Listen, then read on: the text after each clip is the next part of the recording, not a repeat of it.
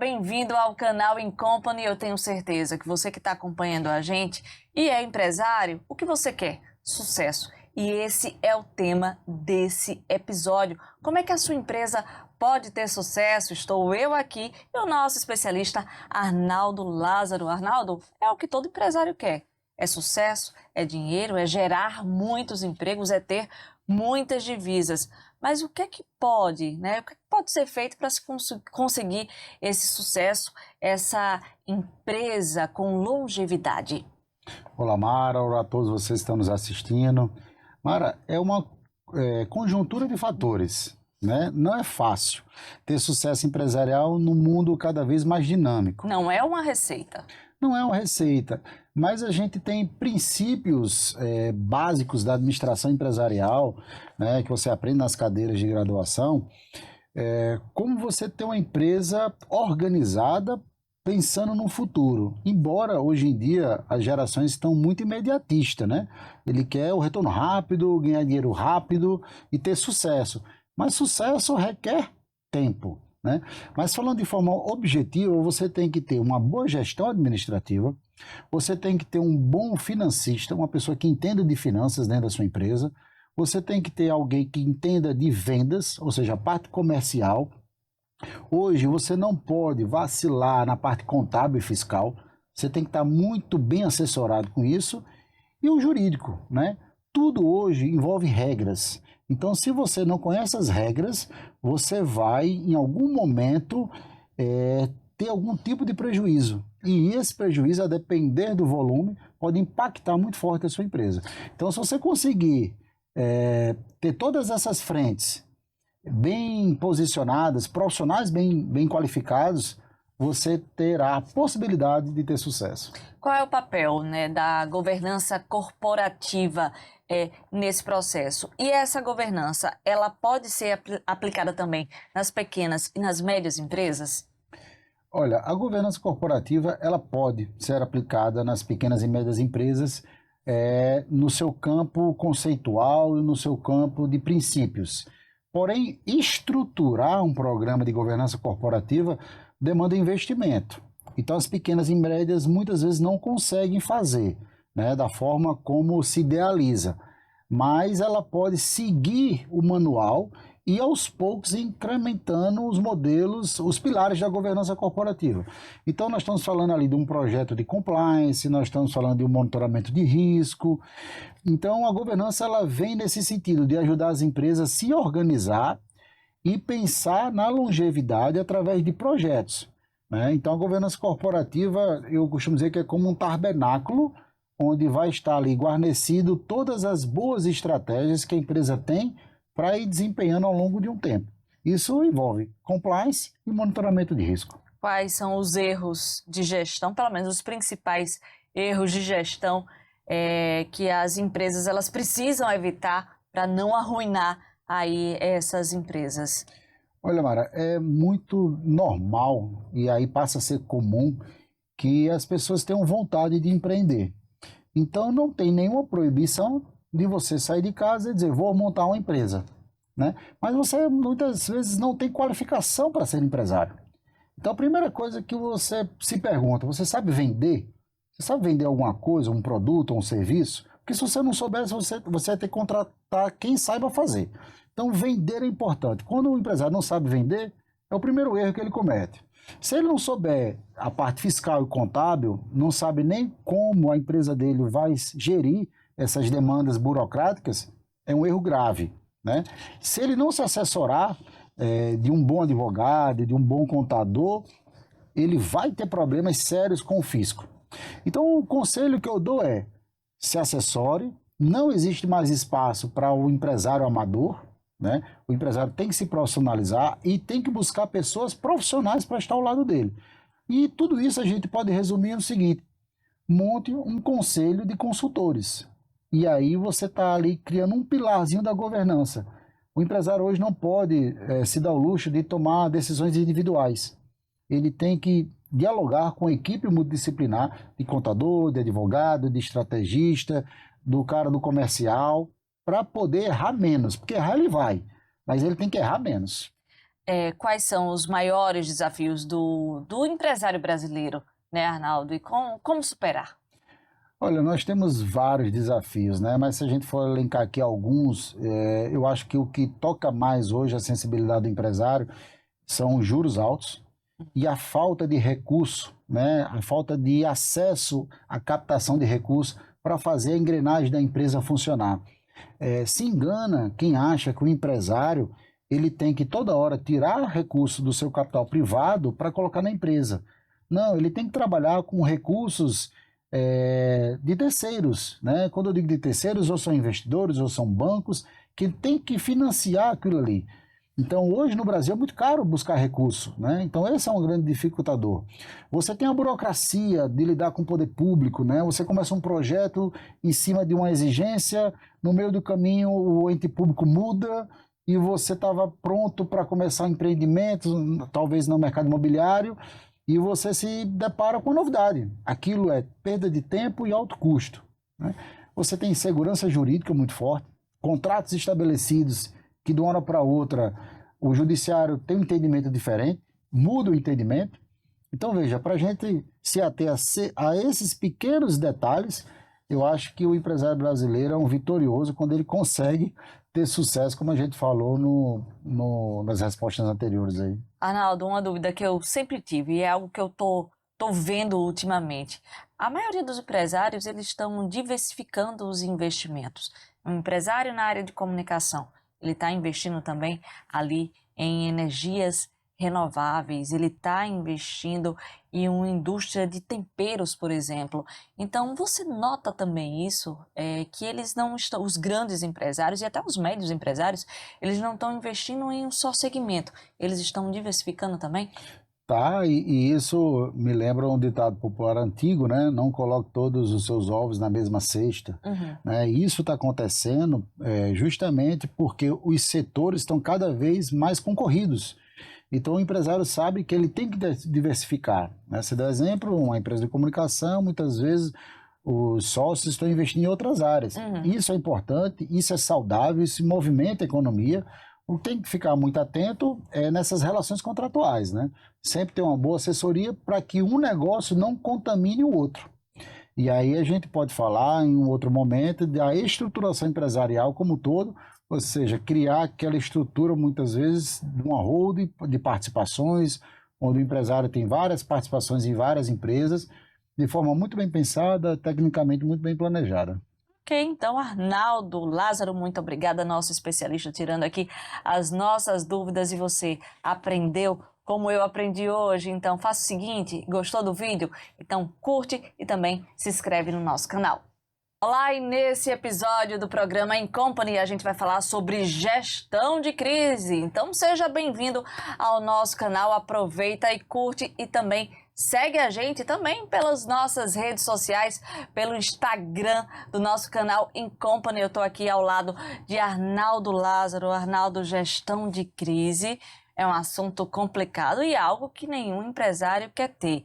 É algo chamado crise. Eu acredito que é aquela palavrinha que o empresário, quando vê ali, já dá aqueles passos para trás. Como é que o empresário ele pode gerir uma crise? Eu acredito que é muito de planejamento estratégico.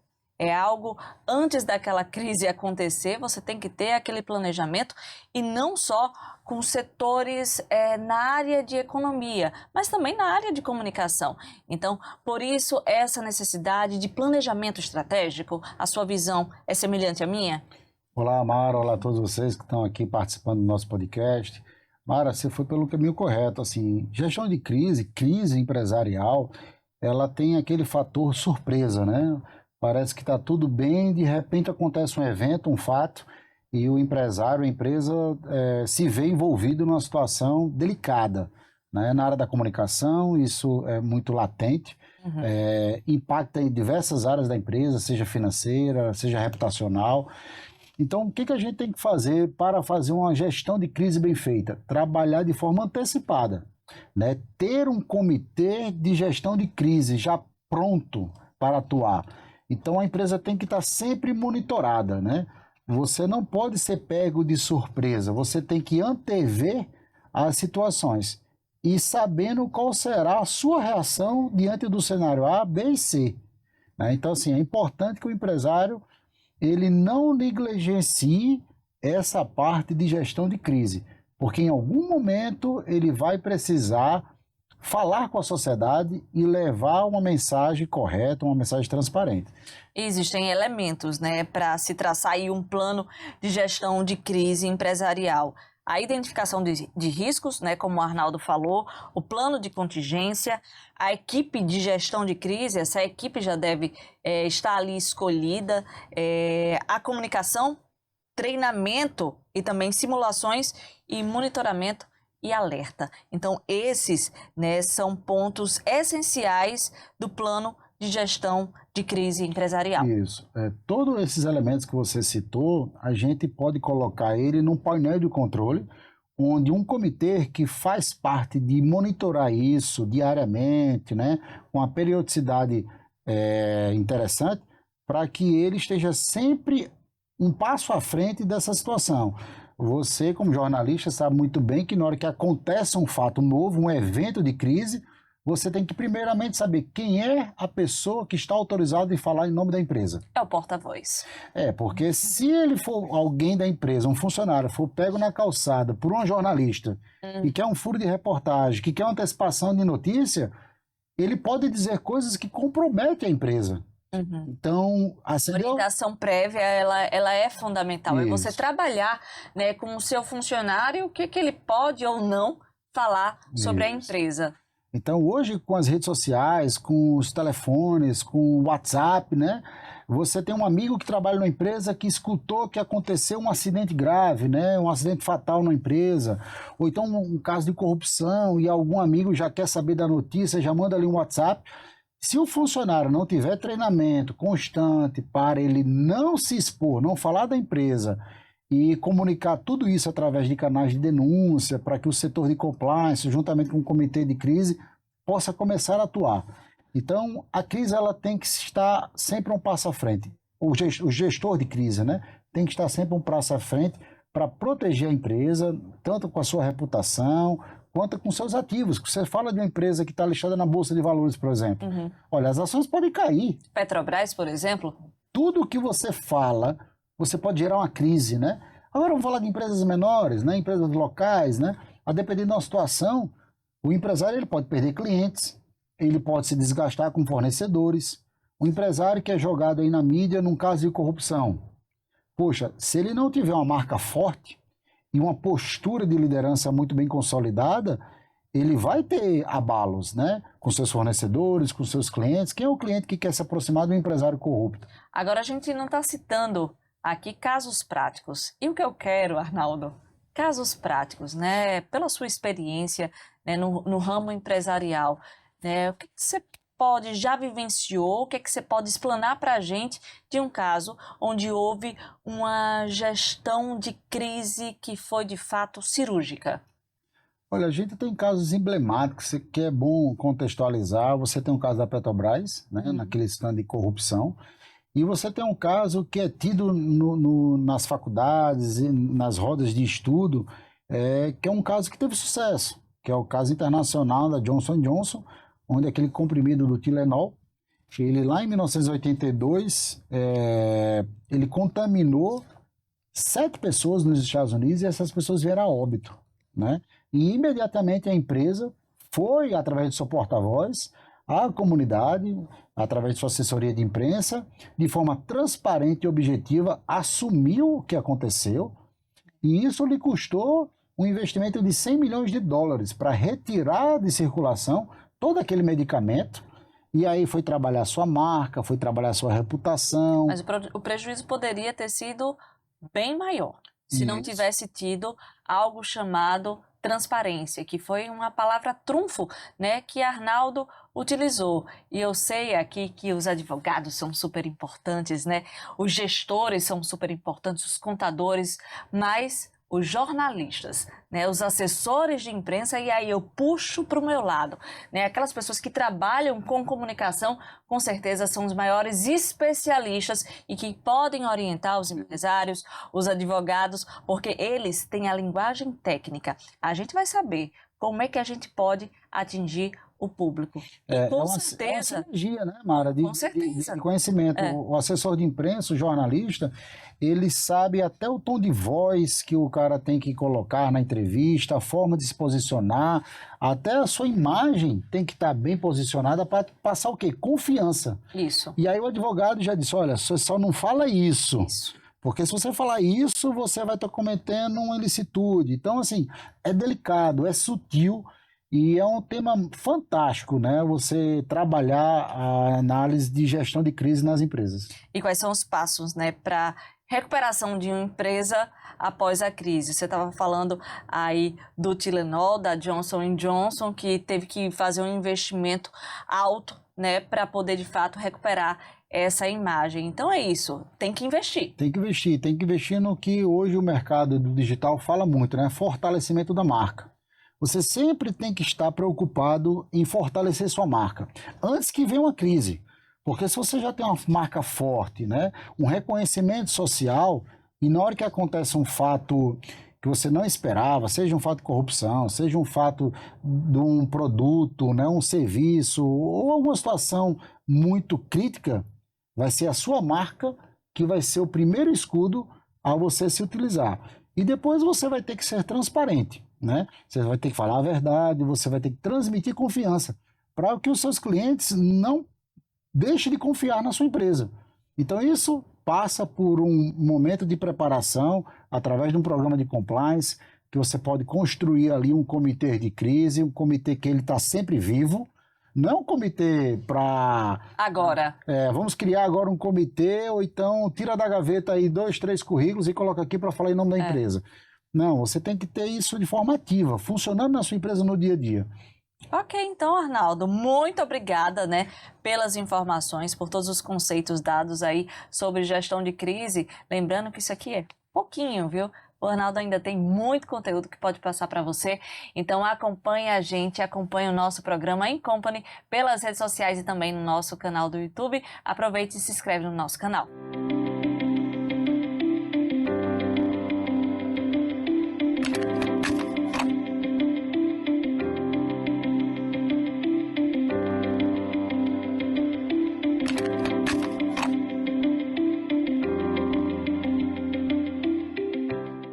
E o nosso tema, o futuro das empresas. Como é que vai ser o mercado empresarial em 2050? Como é que vai ser a indústria, o setor de serviços e também comércio? Vocês têm dúvidas? Então acompanha esse episódio, segue a gente no Instagram, no YouTube e também acompanha a gente nesse bate-papo que a gente vai ter agora, que vai dar algumas dicas para vocês e orientações de como você pode moldar aí a sua empresa.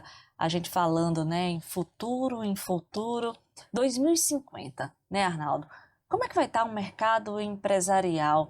É algo... Eu vou ter 65 anos. Quantos anos você vai ter? Acabar revelando aí a sua idade, mas são 25 anos, né, que a gente tem por aí, 25 anos de muitas mudanças. Mudanças principalmente em relação à tecnologia. Mara, é um cochilo. Daqui a 25 anos, quando você menos esperar, ele está aí do nosso lado. Quantos anos? Olha, eu vou fazer as contas, viu, Mara, para revelar para você depois. Eu não tô querendo revelar, mas tudo bem, vamos seguir. Eu revelei a minha, né? Eu não tive problema, mas vamos lá. Eu sou jovem. Aí, Mara, o futuro, ele trabalha com algumas incertezas, né? O que a gente faz aqui agora é uma simulação, né? A gente vai tentar fazer uma previsão do que vai acontecer com base no que nós conhecemos hoje, né? Agora depende de vários fatores, né? O mundo está em ebulição. Os especialistas em geopolítica, eles acreditam que nos próximos 10, 15 anos poderá ter um terceiro grande conflito mundial. Então isso pode mudar completamente o panorama de toda a cadeia econômica mundial. Mas o fato é, grandes mudanças irão ocorrer. E a gente vê aí, né, Arnaldo, inteligência artificial, automação, realidade aumentada virtual, a computação em nuvem, biotecnologia e a nanotecnologia, que são conceitos, né, que já foram discutidos e que já estão sendo aplicados. Isso é uma realidade que hoje ela já existe, mas ela não está no dia a dia das empresas, né? Mas com o passar do tempo, e eu acredito que até 2050 isso será uma grande realidade. O mais forte hoje que nós vemos é a inteligência artificial, Uhum. né? E a tecnologia da realidade aumentada, né? A realidade virtual, isso já é muito forte. Agora, o que vai acontecer, Mara, é o processamento de dados vai aumentar muito. Então, as tomadas de decisões empresariais, ela vai ser uma tomada de decisão mais assertiva, onde os empresários vão ter à sua disposição muitos dados, né? Então, se ele quiser montar uma estratégia empresarial de vendas, de expansão, de internacionalizar a sua empresa, ele vai ter muitos dados para ser trabalhados, coisas que antigamente não tinha e hoje a gente começa a ter com acesso à internet. Você faz pesquisa muito rápido, né? Você e eu somos do tempo de pesquisar na Barça, Não, não, mas não. Basta não. você vai do tempo da Barça. Basta não. Não, você é mais velho do que eu. Vou E no aí, Google mesmo, gente. e aí passa para o Google hoje, né? É. Mas amanhã a disponibilidade de dados vai ser muito forte. Arnaldo, como é que você acredita que vão ficar departamentos, né, comerciais, essas negociações? Como é que elas devem ser feitas? Os contratos empresariais, né? Você acredita que de fato vão existir conflitos, divergências, principalmente se esses contratos forem feitos, né, por inteligência artificial? Existe essa possibilidade? Existe, já é uma realidade, né? A parte comercial da empresa, ela vai trabalhar muito em cima do que a gente falou agora há pouco, dos dados, né? Então a empresa vai saber exatamente o que você precisa adquirir, ela já vai lhe ofertar de uma forma mais personalizada, né? E aí a gente pode fazer um paralelo. A indústria, ela vai se automatizar mais. O serviço vai ser mais personalizado, né? E a venda do produto, ela vai ser cada vez mais digital. Então, o e-commerce vai crescer muito, as compras virtuais vão aumentar e as lojas físicas vão diminuir. Então, grandes conglomerados com um espaço de loja muito grande, cada vez vai diminuir. Esses Então, grandes centros comerciais que a gente vê, né, nas principais capitais, você acredita que existe uma tendência deles acabarem? olha, a gente nunca coloca dessa forma acabar, né? Porque é muito drástico uma posição dessa, embora o avanço da tecnologia já permita.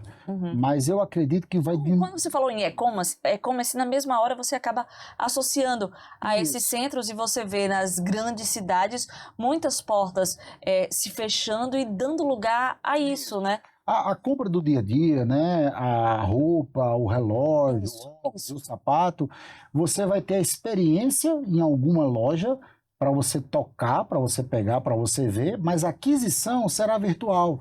Então, naquela loja não vai ter 10 blazer para você comprar e as outras pessoas comprar. Vai ter um para as pessoas terem a experiência. Mas aí você vai converter aquilo numa compra virtual e vai chegar na sua casa. Não vai ter mais os estoques nas lojas.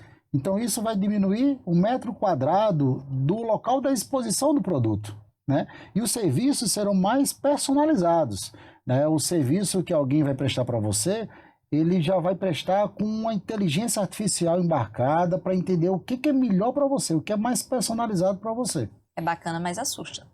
Assusta, é a tendência, e a gente da nossa geração vai acompanhar tudo isso, né? A nova geração, os nossos filhos, ele já está na era mais digital. Isso. Mas a gente pegou a máquina de escrever, né? A gente pegou a Barça e a gente vai pegar a nanotecnologia, a gente vai pegar os contratos gravados em blockchain, que é o contrato inteligente, né? O smart contract.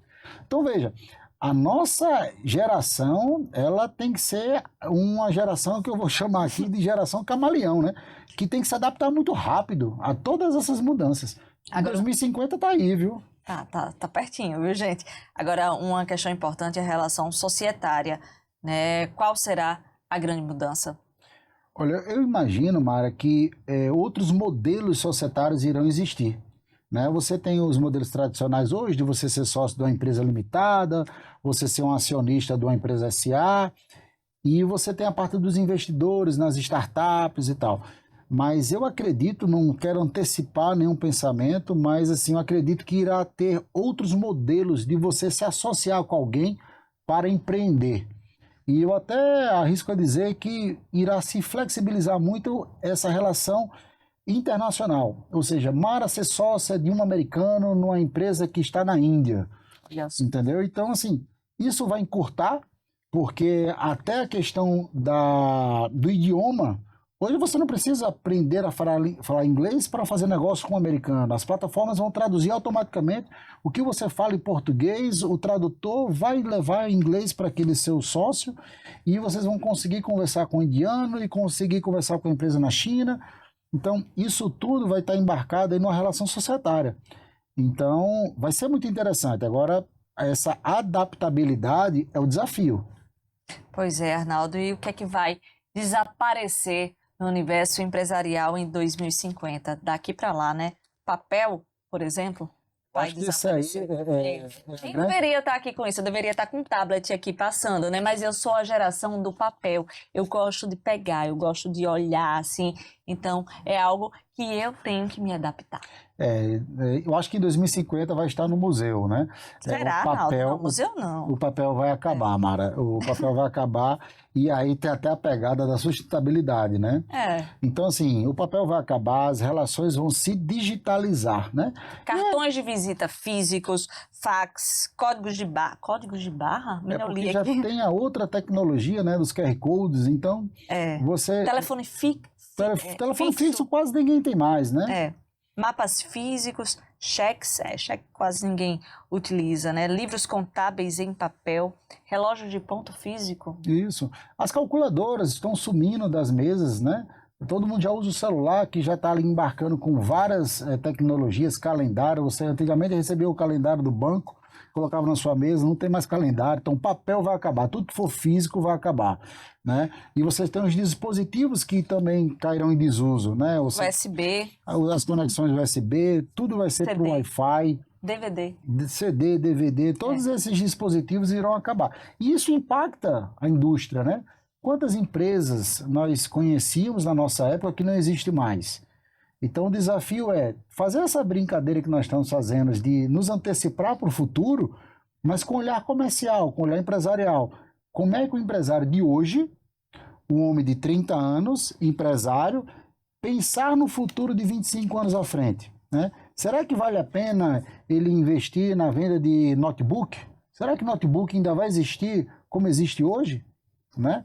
Então, é legal essa pauta para a gente imaginar o que vai sumir e o que a gente pode enxergar, conseguir enxergar do que vai ser criado, né? É ter essa visão de futuro, né? E saber que você, empresário, você tem que ser camaleão. Isso, o que nós estamos fazendo hoje aqui é um podcast, né? Levando comunicação de uma forma mais rápida, de uma forma mais eficiente e que nos nossos espectadores vão ver através de quê? De um tablet. Pouquíssimas pessoas vão ver através de uma televisão. Isso. Pouquíssimas, vão ver no celular. Ok, Arnaldo, muito obrigada pelas suas dicas, pelas suas orientações. Se você gostou do nosso conteúdo, então acompanhe a gente, segue lá a gente nas redes sociais e também se inscreva no nosso canal. Arnaldo, hoje você ainda não chamou o pessoal para se inscrever no canal, então agora é com você. Pessoal, venha fazer parte da nossa comunidade, se inscreve no nosso canal.